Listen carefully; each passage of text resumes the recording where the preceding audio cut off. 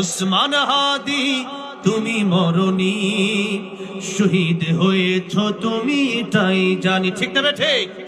উসমান হাদি তুমি মরণি, শহীদ হয়েছ তুমি এটাই জানি।